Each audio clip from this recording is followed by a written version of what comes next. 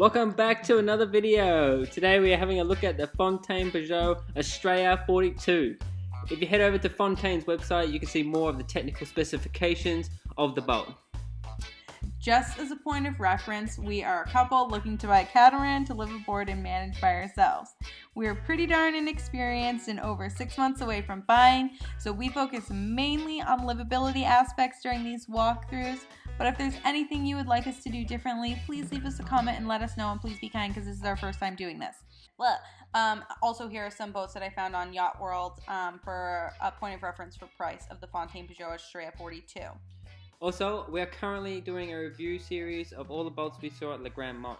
So please subscribe if you're interested in seeing any of these boats. Any of these boats, right here, these boats. Okay, let's jump in. So we are on the Astrea 42 right now, right now. Okay, we're at the aft cockpit. This is a nice space. Yeah, I think that these boats look like these cockpits are really well set up. I think that yeah, they look really nice. There's a barbecue. I really liked how they integrated the barbecue into this back space. Yeah, I mean, like you can see, it's beautiful. Like, and they've set the table. Wow, it's so fancy and nice. They've set it for 6 people, which is interesting. I think the Fontaines were probably some of the busiest boats at the show. I mean, the show was in France, so it's to be expected. But, you know, maybe you'd like to know that they're very busy. And we saw multiple people buying these boats, actually, shaking hands. Okay, now here we are up at the helm. Lots of dials and ropes and stuff. Again, stuff that we don't know anything about, and you guys probably know a lot more, so you would know more than us if that was good or not. Sun pads. Again, I know the sun pads are a nice thing. Sun pads are nice. Lounging is nice. So we're heading back out and going to go up to the bow of the boat. They have looks like they have the integrated handrails there too. This was nice. On this boat compared to the Lagoon 42, they actually have this, these sun pads out the front, which I think is nice. And I actually prefer this tramp. Yeah, it's a big trampoline. Yeah. And it's nice to have that little groove too, where you can have your feet, so it's like sort of indented into the boat. Yeah, it's like proper seats. It is nice. I don't know if it's an option on the Lagoon, but I definitely like that space out the front there. I think you would sit up there a lot. Yeah, and I like how they use that space too. I think it's nice. Okay, now we are in the main salon. Here is a look. Oh, there's James. Here is a look at, sorry, the lighting is really kind of crazy. It was crazy at this time of day, so sorry if it's driving you guys nuts. But these salons, I mean, they look really beautiful when you're in them. I really like the way that they're laid out too. Like that nav station is really nice here. Now we're coming back and getting a look at this galley kitchen. There's definitely nothing to complain about up here. No, I think that they definitely look really appealing, and they look like, yeah, they do. The designs that they've used are good, and it looks modern, looks nice. Yeah, in the upstairs of the boat, I think that's definitely true. Lots of refrigeration. And the microwave. It's got a microwave on this one, which is nice. Yeah. Okay, so now we're heading down into the master cabin. So for some reason, they chose to dress these boats like with dark sheets. I don't know why they did that because it really makes this space feel dark. I'm not sure if it was just the dark sheets, but these boats felt a lot darker in the cabins than the lagoons or the leopards. Like, they just felt really dark. I really like this about the Fontaine, so that they have a separate head. I think that that's just a very nice feature. Yeah, lots of storage. Yeah, lots of storage. The bathrooms are nice. Yeah, I think this layout of the bathroom is nice, but I mean, don't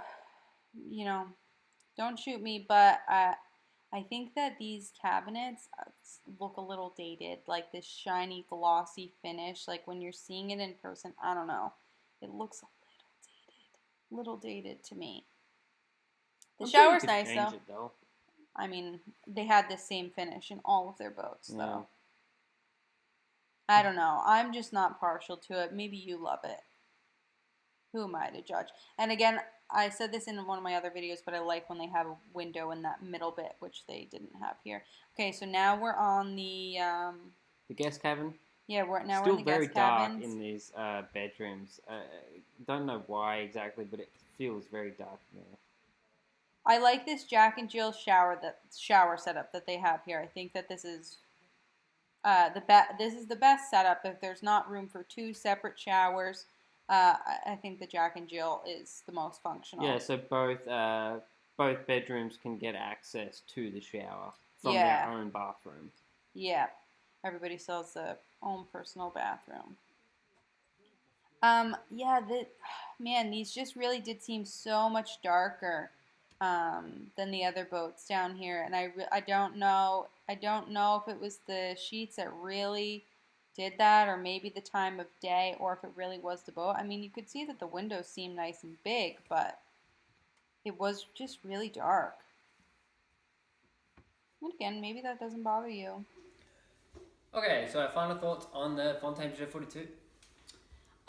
This boat, I think that it looks really beautiful. I think that the layout is really nice. They've definitely optimized it. I love that on a 42-foot boat, you have that giant settee out, well, I guess it's not a settee, the sun pads out in the front of the boat. I think that's a really great space. The only thing that I came to question with this boat were, I don't know if it was the lacking windows or what was going on downstairs, but it was really friggin' dark down there compared to the other boats. For me, the ranking is the lagoons, then the leopards, and then the Fountains. Well, I think coming into the show, for me, when seeing the interior of the Fountaine Pajots, I thought that they had the best interiors. They looked very stylish. They looked very nice. But I think after being on them and reading about them a bit more, there seems to be a bit more of a lacking in quality than you get from a lagoon or a leopard. Yeah, and also, having said that, I do feel like those bathrooms, they feel dated. Those shiny cabinets, those shiny glossy cabinets downstairs, I think that the layout is good, but that finishing for me is just, it just feels dated. Like, I'm sorry guys, but I don't know. Personal preference, I guess, but... Yeah, I mean, it is personal preference, but they feel dated compared to some of the other boats. Okay, guys, these are only our personal opinions. We really don't know so much, so again, don't take them too much to heart. If there's anything that you would like us to do differently, please leave us a comment to let us know. And we're currently doing a series on all the boats that we walk through in the Grand Mott. So if you're interested in seeing any of these boats, subscribe and stay in tune. Yep, and we shall see you in the next video. Next video, guys. Toodles.